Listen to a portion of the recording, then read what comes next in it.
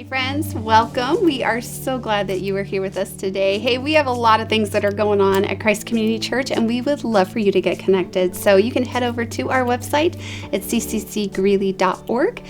Check out the events page or the coming up page. Also check out our groups. There's great groups that you can get connected in. But we hope you enjoyed the message today. Hello, Christ Community. So glad you're here. To be a part of this very special weekend. So what makes this particular weekend so special is that we get to focus on something that is near and dear to the heart of God. And we get to be a part of seeing hundreds of people's lives impacted by the love of Jesus. All of that is going to happen today. And all of us here get to be a part of this. So what is this thing that is so near and dear to the heart of God? Children. Jesus has a special place in his heart for children. There's this powerful passage in Luke chapter 18. Check this out. People were also bringing babies to Jesus for him to place his hands on them. When the disciples saw this, they rebuked them. The disciples are rebuking these parents for bringing their children to Jesus for a blessing. He has far more important things to do, right, than bless these little children. He's the Messiah. He's saving the world. Take your kids and get out of here. That was the disciples' perspective. But that wasn't Jesus' perspective. Look at what he said. But Jesus called the children to him and said, "Let the little children come to me and do not hinder them, for the kingdom of God belongs to such as these." Jesus welcomed these little children. He wanted them to come to him for blessing because he said these children reflect and possess the heart of the kingdom of God. God places a huge value upon children. His heart is drawn to children. Now, as we explore this idea in the rest of Scripture, further in Scripture, we realize that there's actually a particular group of children that God is especially concerned about, and that would be children who are living in poverty. So we read in Psalm 72, "Help him to defend the poor, to rescue the children of the needy, and to crush their oppressors." Psalm 82, verse 3, "Give justice to the poor and the orphan."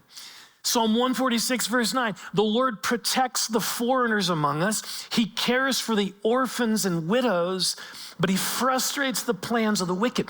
God has a special place in his heart for children who are living in poverty. His heart is drawn to the vulnerable. Think about this. When disease or famine or some natural disaster hits a particular area, what segment of that population is the most profoundly negatively impacted by that? Children, in terms of their physical well-being, their physical development, their emotional vulnerability, and financial provision. They can't go out and find a job. And if they do, it's often one where they're going to be exploited. God has a huge heart for children in poverty, and he expects that anyone who is a follower of his would share that same heartbeat, that same compassion for the most vulnerable, the most needy in our world today. In fact, we read in Proverbs 19:17, check this out. "If you help the poor," look at this, "you are lending to the Lord, and he will repay you." See, God so identifies with the poor that when we help them, we're actually helping him. This is the same thing that Jesus communicated in Matthew 25 in the parable of the sheep and the goats.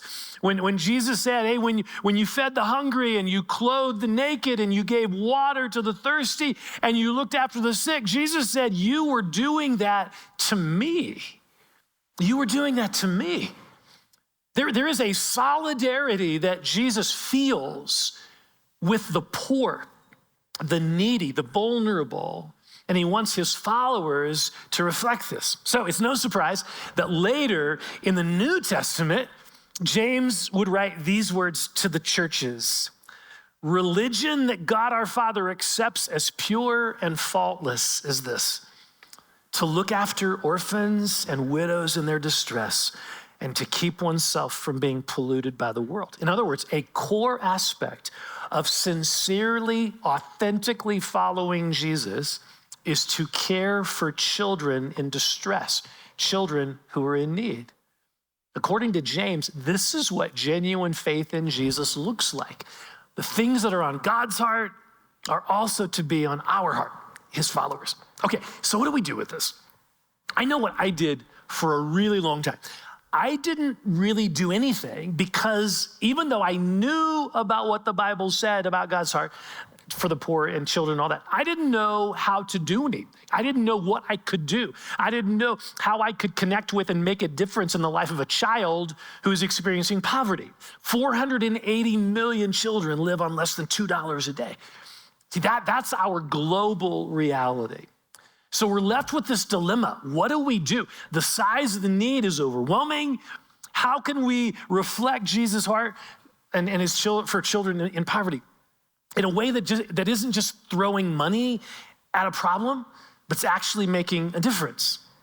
Well, a few years ago, I connected with someone who was a part of a ministry known as Compassion International. I had some familiarity with Compassion, but I began to kind of do a deeper dive about 3 or 4 years ago. And what I discovered filled my heart with a huge amount of excitement regarding how our church could be involved in helping children in poverty in a way that was meaningful, purposeful, Christ-centered, and relational. All the things that we care about. What Compassion International does is, first of all, they identify children who are living in abject poverty in a particular area. And they find a local church in that village who would be willing to become a child development center site, which involves some staffing and building resources and materials and food and healthcare supplies and healthcare staff, so that the children in this area can be cared for in all of these ways. And then Compassion helps facilitate a way for people in a church like ours, thousands of miles away, for people in a church like ours to actually sponsor a child, a specific child in that village. So for $43 a month, this child receives food, healthcare, clothing if needed, as well as education and resources and the opportunity to learn about Jesus. Now, all of that is amazing in and of itself, right? But there's more than that, because when a person here enters into a sponsorship of a child, when they become a sponsor of a child, they enter into a relationship with that child. So they're able to communicate with that child. They can send letters. They can purchase birthday gifts or Christmas gifts for their child. Not only that, they can send a financial gift to the family just to help purchase some much needed items.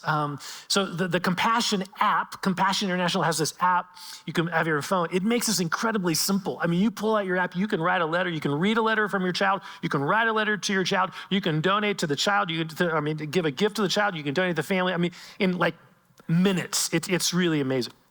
Okay, so what happens is that we are suddenly relationally connected to an actual child in poverty. Now look, I know there are needs in our city and our state and our nation. I know there are children in need, and we as a church, we care about those things. We have a partnership with Maplewood Elementary School just a bit less than a mile away. We are tutoring kids. We're helping provide food in their pantry there. See, there are needs both here and globally, but I want us to realize that the context is so different. In our context, there are many ways people can get assistance with food and medical care and these kinds of things. But in many places around the world, children don't have access to any of those things. So during a recent visit to an actual child development center site in Peru, I had this realization. We were involved there, and I had this realization. I am 16 hours away from the nearest hospital. I am 16 hours away from the nearest hospital.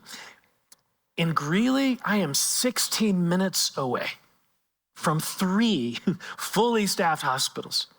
See, we just live in a different context. It's not right, wrong. It's not better. It's just what it is. It is what it is. And so look, we care about children here, and we care about children in places where they don't have access to even a fraction of the resources we do here.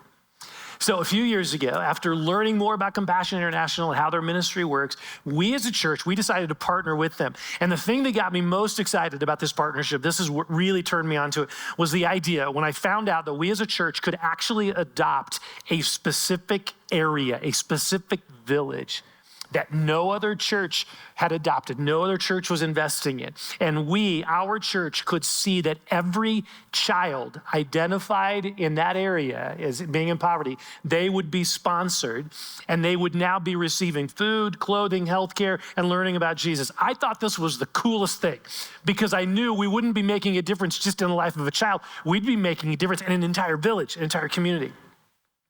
And I knew our church would respond to this idea, and you did. So 2 years ago, we adopted a region in Peru known as Colique, and there were hundreds of children in poverty identified by Compassion in this area. And that weekend, every one of those children, every one of those packets, every one of those children were sponsored. So last year, Compassion came to us, and they said, hey, we have connected with a church, a small church in a very impoverished village in northern Peru. And this church wants to become a child development center site so that the children in their village could get the help that they need. So Compassion said, hey, Christ Community, would you as a church consider funding this so that this church in Peru could add the buildings and resources and staffing needed for this to happen? And would you consider inviting your people to begin sponsoring children from this particular village? Now, here's the irony. The name of the village is Alan, which is spelled A-L-A-N, exactly like my first name. So we presented this need to you all a year ago, and you all contributed more than was needed for the child development site. So Compassion reached out to us a few weeks later, and they said, hey, we have another village in that same general area with a church that also wants to become a child development center site. Can you guys do that one as well? And we said, absolutely, because so much money had been given the first round that there was enough to do both. And so last March, those funds were sent via Compassion to these two villages, and they now each have a fully functioning child development center in their village with hundreds of children being sponsored by people from Christ Community. Now, all this is awesome, but it gets even better because last November, Pastor Nate and myself and Jake Hutton, our videographer, flew down to Lima, Peru. And then we flew into Cajamarca, Peru. And then we drove 5 hours to Cajamarca, Peru. And then we took a van ride into the mountains on 2 different days. And we got to visit both of these villages. And I'm telling you, it was life-changing to see firsthand the impact that we as a church are having on the people in this entire area. I mean, it's really hard. It's hard to find words to describe what we experienced and saw. So that's why we brought Jake along to help capture some of this experience on video. So we have for you about a 10-minute video to give you a picture of the impact you as a church are having in these 2 villages with these beautiful people. And then Nate and I are gonna share more about the trip, and we're gonna come up here and share more about the trip and the things that God is doing and inviting us into. So check out this video. So over the summer, I was asked if I would be willing to go to Peru and get some footage of the new child development centers that we raised money for last spring. After thinking about it for about 2 seconds, I was like, yeah, duh. The day finally came, 14 hours of air travel, airports, and layovers, and all that kind of stuff. All right, Alan, 14 hours of travel. I'm tired. All right, so we just got to Lima. We're in Peru. Probably about, 15, 16 hours of travel so far today. We had a long car ride, and one thing I noticed right away is that the farther away from the cities we got, the poorer the communities seemed to be. So we were driving, and we were driving, and we were driving. When we finally got there, I didn't really know what to expect, but I certainly wasn't expecting what we saw.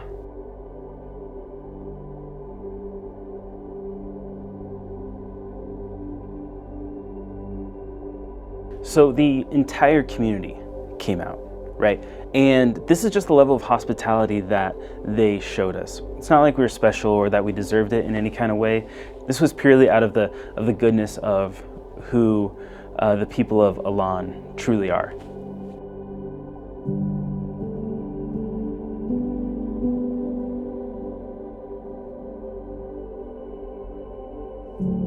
So everyone packed into the church, and let me tell you, it was a celebration.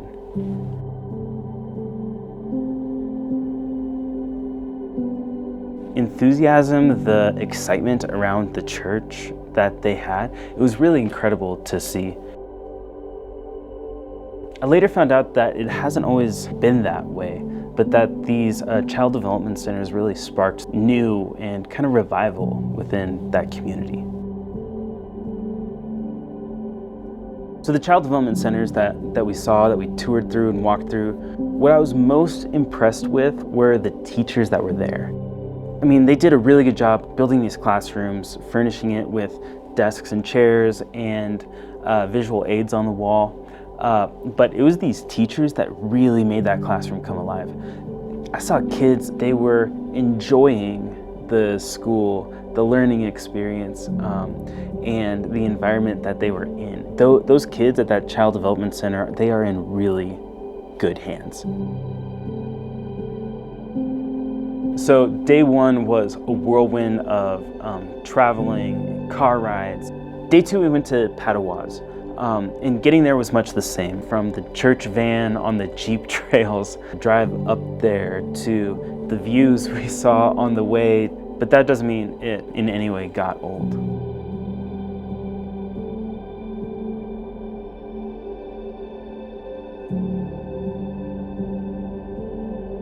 Being greeted by our brothers and sisters in Padawaz, it was a once-in-a-lifetime experience for me. But the highlight of this day was getting to meet the pastor in Padawaz. Her name is Luz. She herself was a compassion child. So here you are 22 years old, and you are pastoring this congregation. Tell us how that happened. Primeramente quiero contar, cuando ingresé al Ministerio de Compasión, ingresé a la edad de 6 años.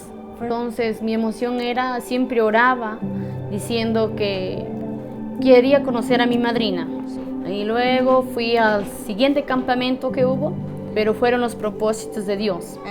Hacieron un llamado de quién puede ser pastor, o quería. Entonces, conforme era orando, sentía un calor, ¿no? Algo me decía, anda, tú puedes. De ese momento alcé mi mano y dije, yo quiero ir. Y entonces mi papá se sorprendió a decir esas palabras, ¿no? Apoyar para que estudies para esa carrera, porque en nuestra familia nadie es pastor y cómo tú vas a ser pastora, todo eso, ¿no? Ahora mis padres ya son convertidos, también asisten a la iglesia, están muy contentos a través de este ministerio. Ahora yo soy pastora, ¿no? Y están agradecidos. Así como yo oraba por conocer a mi madrina, pero Dios me concedió esa petición y conocí también a mi madrina en vivo y en directo. So can you speak to our church and let them know how, from your perspective, how impactful compassion is in the lives of children? Bueno, yo diría, así conforme ellos hicieron conmigo, nos beneficiaron con una Biblia que no teníamos en casa, un himnario. A través de nuestras maestras nos brindaban para que tú puedas orar, cantar, que puedas tú también a veces hacer algunos talleres. Y así también estamos trabajando con la iglesia, a sacarlos a las familias pobres, ¿no? Tanto de la pobreza física y de la pobreza espiritual que tiene uno mismo. Estamos agradecidos como iglesia o como pastora, conforme trataron con mi vida, estamos tratando con el resto de vidas. We are so honored to partner with you. Thank you for your leadership and your love for these children. También muchas gracias a ustedes. Sigan apoyando a los niños. Hay niños pobres, no tienen un padre, a veces una madre, pero nosotros como iglesia y como pastora, nuestro amor es por todos por igual.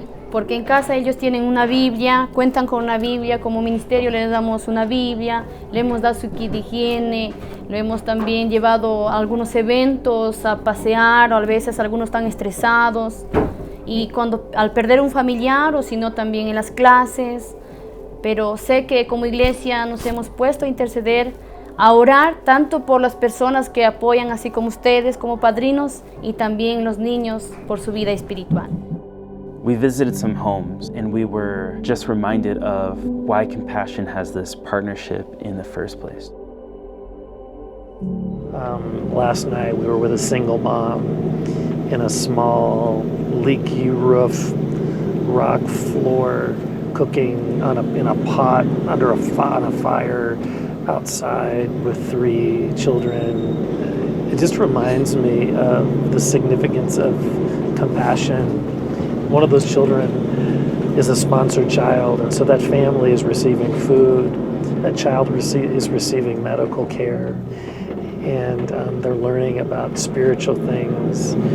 It really can transform a community, one child at a time. So this is a long-term strategy, and yet it's also rooted in love for the poor, which is something that is very much on the heart of Jesus. So we are grateful for the opportunity to minister in our own community to those in need, and also to minister in Peru to so many children who are living in poverty. These programs and the kind of impact it can make in a community, it's really easy to think macro, right? Hundreds of kids, hundreds of families. But then you go to these houses and you realize, man, every sponsorship is a family. And it's a family who's in poverty, who needs help, a family who, through $38, $42 a month, is receiving hope. You know, a lot of times you aren't even aware of the struggles people go through. And so, you know, on these home visits, it's just been powerful to realize people are still people, and they're no different than us. And the simplest act of generosity literally makes all the difference in the world for a family. Like, we are literally in the middle of nowhere in Peru, and yet Compassion and the gospel are here, showing up because there's people here. And these people, they're worth it. So those are my thoughts while walking up a hill where it's 10,000 feet of elevation and it's muddy and rainy. It's awesome to be a small part of this story. There is still plenty of progress to be made, but I am reminded that this is only the beginning of a partnership. What I think about in reflecting on this trip is, if this was the level of progress that has been made at the beginning, how much farther could they go? How many more children's lives can they set on a good trajectory with even more support from churches like ours? Changing the course of one life can change the course of multiple generations after them. That is how we can change a country in the name of Jesus. That truly is something to celebrate.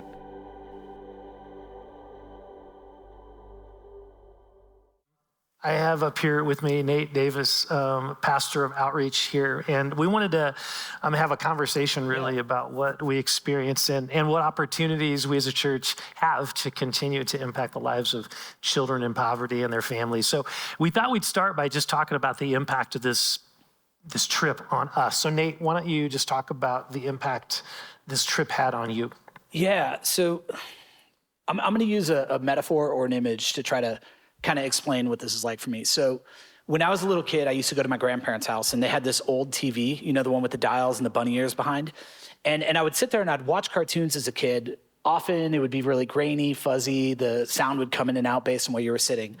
But now, you know, 30 some odd years later, I sit and I watch TV with my kids. It is crystal clear, high def, fiber, Wi-Fi, all that stuff.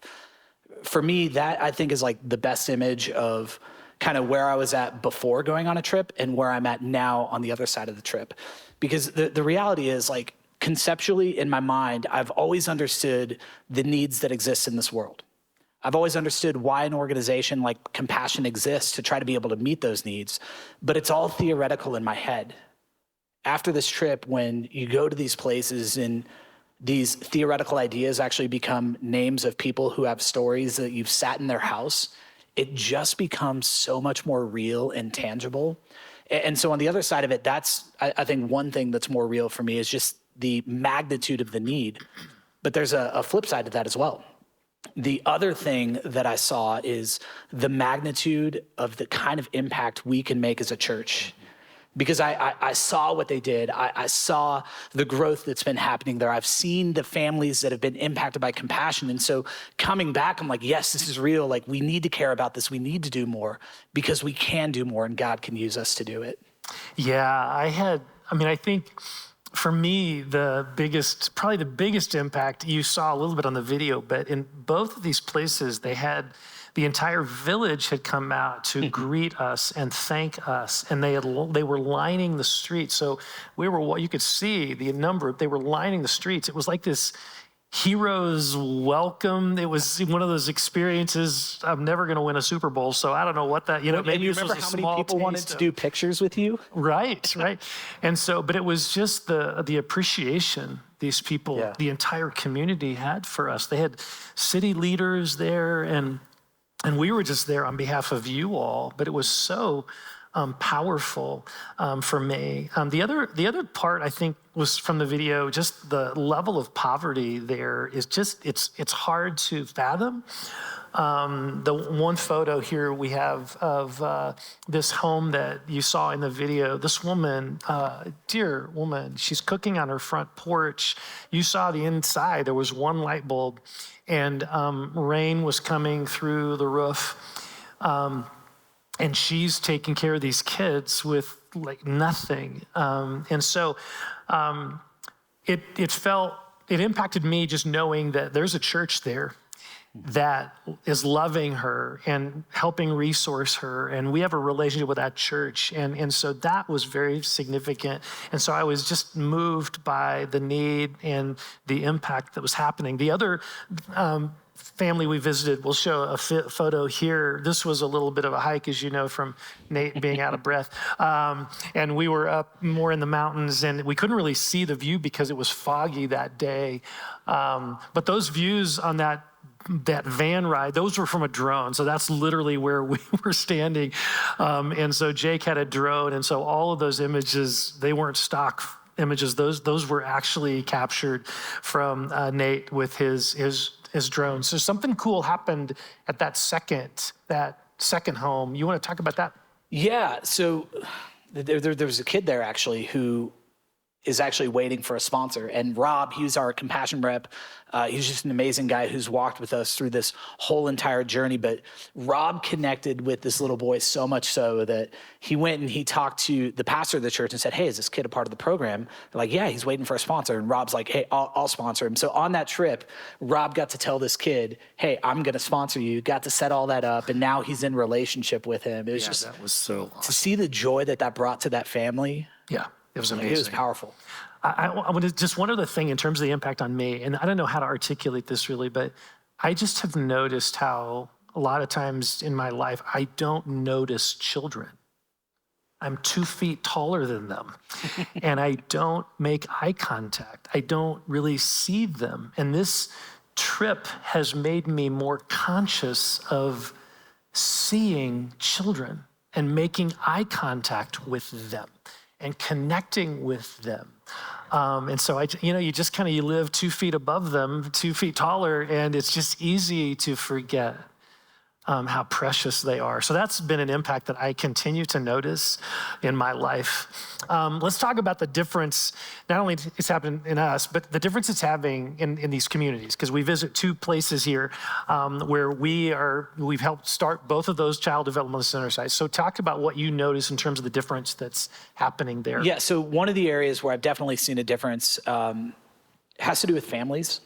Right, so in the past, before we went on this trip, my assumption always was this, is you're sponsoring a kid, right? So because of that $43 a month, you're providing that kid with medical, the opportunity to hear about Jesus, food, all that stuff, which is true. And that's amazing. But then we got there, and what I realized is what compassion does is so much better than that, because when you sponsor a kid, you're not just sponsoring the kid, you're actually sponsoring the entire family. There's actually a reason that they only let one kid per family be sponsored, because they know once that kid is sponsored, that entire family is taken care of. And in these two areas where we have child development centers, that is so needed. The reality is most of these families, they're actually single family homes. Dad has either gone off down near the coast, which is about a 10-hour drive away to work to be able to send money back. But more often, most of these families, dad has just left them totally. Yeah, the second one, that was the Yeah, situation. and so you've got moms who are there who have all these kids. They don't have an education. There's not exactly a lot of opportunities for employment. But because of compassion, we're actually able to care for the entire family. There are hundreds of families who are being supported right now because of this work that Compassion is doing. So in terms of families, we've seen a massive difference there. There's also another area, too, where I think we've seen a pretty big difference, and that's actually the churches themselves. So both of these churches that became child development centers, when Compassion partnered with them, when we partnered with them, their church buildings were pretty rudimentary, right? So they were basically just a building for people to meet in. Some had electricity, some didn't. But one of the things that Compassion actually requires when you become a child development center is that you build classrooms and that you build a kitchen. Right, so it was actually interesting. The first day we were there, up in Alon, right when we got there, a thunderstorm broke out. And, the people were like, oh, you guys brought the rain, which is kind of cool because they were just coming out of a drought. Yeah, they really needed it. But we went in, we did the service, and then we got to go around to these classrooms. And what struck me is these kids whose homes all have leaks, they are in a place that is completely waterproof to be able to hear about Jesus. Yeah, I mean, I noticed like the sanctuary, when all the people were gathered in those church buildings, those were already there. Yes. But the buildings with things on the wall, children learning, those were all new as a result of your generosity towards both of these places and the kitchen. The coolest thing that they built was the kitchens. Yeah. So previously, when they wanted to feed kids, I do. All we could eat was French fries there, though. They told us no fruit, no vegetables, because you'll get sick. But when you think about it, right, these churches would have so many kids who are part of these programs, and they weren't able to feed them. But because of your generosity, we were able to put in kitchens that were big enough to literally be able to feed hundreds of people, hundreds of young people at a time. Yeah. And when you think about the needs in that community, for some of these families, that meal is the only hot meal that they get. Yeah, that was huge. Tell about, because we went to the DR a year ago, Dominican Republic, and we saw a couple of child development center sites. Not that we were involved as a church, but just on a vision trip. Tell us about, because those were two very different sites. They were. So one of the things that Jake said in the video is he's so excited to see where this goes. And I just want to kind of give you a little bit of a picture of what that could look like. When we went to the Dominican, the first day we were there, we went to a child development center that was very similar to the ones that we helped launch up in northern Peru, right? They had the kitchen, they had the medical stuff. Like, it was beautiful. It was awesome. I was like, this is amazing. Well, then the next day, we go to another child development center, and this place is running music classes. They have technology classes for people, and this is for the whole community. They've got a water desalinization plant there so they can provide fresh water to people at a cheaper rate than the government. And here's what blew me away the most. Is the Compassion staff told us that 20 years prior, the child development center that we were in was just like the one we had visited the day before. Yeah. And then they told us because they had been committed to this mission so long, because they had a partnership with the church in the States who continued to invest, it allowed this church to add more and more so that ultimately they became the focal point of community transformation for their area. I mean, that's the power of Compassion. You start with a kid, it expands to a family, and then it expands to a community. Yeah, and the church as well. So Jake mentioned this in the video, but just to provide a little context, the Paraguas, the second up in the mountains that we went to that second day, that church had been, we were told it had been around for decades, but it was struggling. Very few people in it. Then they connected with Compassion. We helped build this child development center site. You saw the people in that sanctuary. That church is on fire now. That church is a happening place in the community. And the reason is because of Compassion, and they're focusing on children and your involvement with them. And so there is new life happening in that church. Families are coming to Christ. They're coming to church because of our involvement there. And that was really cool. Yeah. There were probably, she estimated, I asked them, because again, we're on a mountain. It was very odd. It wasn't like a neighborhood where houses were right next to each other. They would be here and here and here. And she thought there were about 1,500 families in that area around Paraguas that could be impacted and are being impacted by that church, which is really, really cool. You saw also the pastors, the amazing pastors, Pastor Luz, 22-year-old woman, compassion child, now she's a pastor. I watched her minister to the woman in that second photo, that single mom. It was amazing. I mean, she ministered to her in such a powerful way, just pouring into her words of encouragement and strength to persevere and to lean into the Lord. I was so impressed. The first day, I'll show you a picture here. This is Maximilia and Saul in the middle there, and they are the pastors of the Alan Church. And these folks, they walk an hour and a half up the mountain to their church. She was like wearing heels and it was muddy. I mean, just amazing, amazing servants of God. And we're just so grateful for their partnership. I wanted to take a moment to talk about the bigger picture of Peru as a whole. You know, Peru, we were in northern Peru, mountains, beautiful, beautiful land. We drove past a couple mines. Peru is a land filled with natural resources, mineral resources, iron, lead, zinc, copper, just lots of resources. But in their history, the problem is people from outside of Peru came in and they overtook them. They put them in basically captivity. They took all the resources and they're using them to fund, all the resources are going out of Peru to these companies or whatever. And they're taking those resources and the people are suffering there. They're not benefiting from the resources in their land, which is so unjust. And roads are terrible, all this stuff. No medical care, no hospital in either of the towns, Cajamarca, large cities, relatively large, no hospitals. But here's the idea. What if one of these children or some of these children, we're investing through this partnership, we're investing in it in the next generation. So as they get healthcare, they get food, and they get education, and they go to college like Luce did, what happens if this next generation begins, they become pastors, they become leaders, maybe they become people in politics and in government, and they actually come back to their community and they can invest and change things and make a difference. And that to me brings such hope in what we're doing because we're investing in children. We're investing in the next generation who can actually address some of these systemic problems that are happening there in Peru. Well, and I remember when we were in the Dominican, we actually heard a story. There was a young girl who's part of the Compassion program, and she developed a great relationship with her sponsor. Well, at the end of her being in that program, her sponsor said, "Hey, you want to go to college, right?" She's like, "Yeah." So they're like, "Why don't we fly you to the States and we'll pay for your school?" And while she's going to school, she thinks, "Hey, I think I actually want to become a doctor." And her sponsor said, "Okay, we'll pay for you to go to med school." Well, after she finished med school, she moved back to the Dominican, and she's now one of the top neurosurgeons for little ones in the entire country. And most of the work she does is on the impoverished kids who grew up with the same exact situation that she did. And so that's the kind of impact that can happen. We talk about compassion. It's like it literally can change lives and the trajectory of what's happening in countries. Yeah, so it's children, families, churches, communities. Nations, which is just amazing. But that's what happens when you invest in children, right? That's the multiplying impact.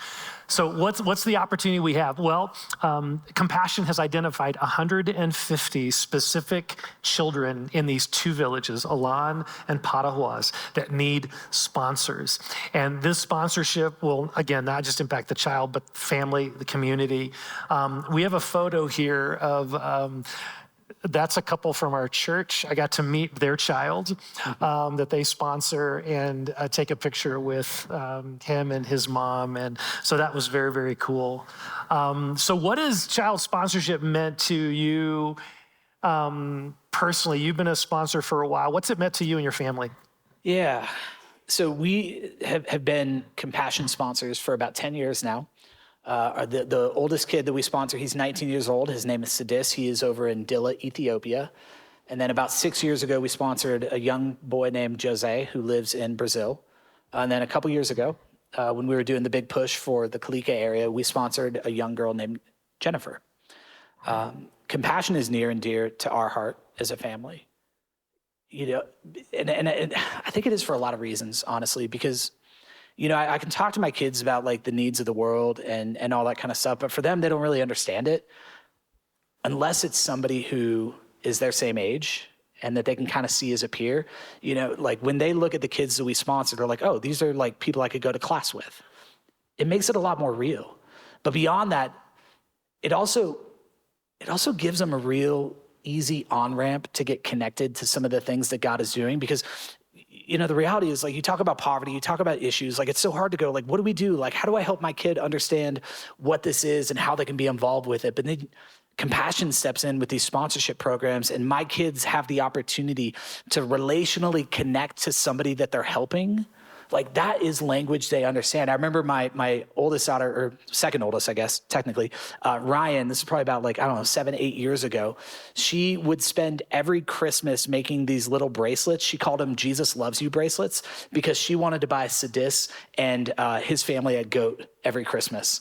And so, like, for me as a parent, I'm like, man, this is an easy win. Like, I'm giving my child an opportunity to connect to something that God is incredibly passionate about. And it's in a way that they can understand. And it's a way that we can do as a family. Yeah, I think I just love the way Compassion works, where we're sponsoring 3 children, but we got to pick them out, and we had Josh with us last year, and he got to pick out his child that he's sponsoring, and there's something about that personal connection. All the packets on the tables we'll tell you about in just a moment, but all of them are from either Alan or Patawas, and so you can see the name of the child, the picture of the child. Some have a mom with them. It's pretty powerful. So why don't you talk for a moment about how people can become a sponsor if they would like to? Yeah, so there's 2 ways you can really go about this. So the first group I want to talk to is everyone watching online, because we actually do have a big group of people who watch online. In the video description on YouTube, there's a link that you can click on that's going to take you to a site that has kids who have been picked out from our 2 areas and the surrounding regions. So if you're online, click there. It'll walk you through it. For everybody who's here in person, we have 3 tables that are set up outside. We've got one over here, one directly out in the lobby, and then one down by Tiny Tots. When you head there, we've got volunteers who are staffed in each of these areas who will help you pick a kid, help you do the QR code, and then walk you through exactly what you need to do to be able to sponsor a kid. It's super simple. All you need is your, credit card, debit card, banking information, whatever it is you want to use to pay. But it's all going to happen online. If you don't have a phone, they have things there to be able to help you navigate that. But it's a super simple process. But just head to the table, and we've got people to help you. And I was just thinking in my own experience, like $43, and everyone's in a different situation. But when I called Xfinity to switch to YouTube TV and get rid of my landline, that saved enough to actually just sponsor a child just from doing that. A landline that we weren't even using. If we stop some streaming services we're not even really using. I mean, it's amazing how $43 you can get to that pretty easily sometimes just by cutting things out that we're not even using. And so just want to remind us about that. If you are already sponsoring a child, maybe consider sponsoring another child. And if you sponsor a child, this is a good time, good reminder to get on that app and write a letter and consider giving a gift to the family or whatever.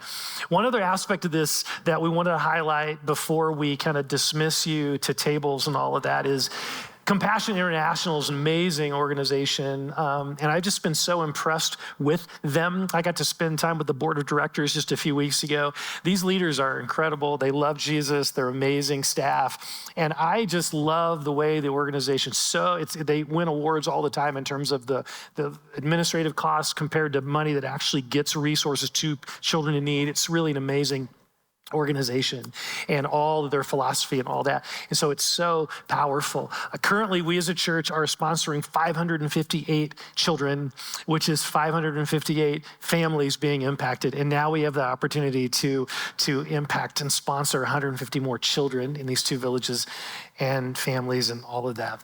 When I was at the board meeting a few weeks ago, the president of Compassion, Jimmy Mayado, he gave to us as a church a gift, and I wanted to kind of present that to our church So let me explain what this is. This is the picture of a little girl in Peru. And I don't know if you can see, you can see that the picture is actually made up of all the children that our church is sponsoring, a photo of all the 500 plus children that you all are sponsoring. So there's this beautiful picture of a mosaic of individual children, and yet together something beautiful and synergistic happens. And so thank you for being a part of the impact that's happening in these 2 villages and in Colike and other places where you're sponsoring children. I love the synergy that happens when we as a church are doing this together. So let's make sure that no child in Elan or Patawas is living in poverty after this weekend. Coming out of this message, as always, we would love to engage with what God is doing in your life, in your heart, the questions you're asking or the prayers you have to share. And so please communicate. Send us a message. Go to our website. We have a chat box, or leave a comment. We just would love to dialogue with the things that are being stirred in you. And also in particular for the Compassion International Initiative, you can click the link below. There should be a link you can click and sponsor a child today if you're feeling compelled to do that right now. So that's it for today. I hope you have a blessed rest of your day. See you next time.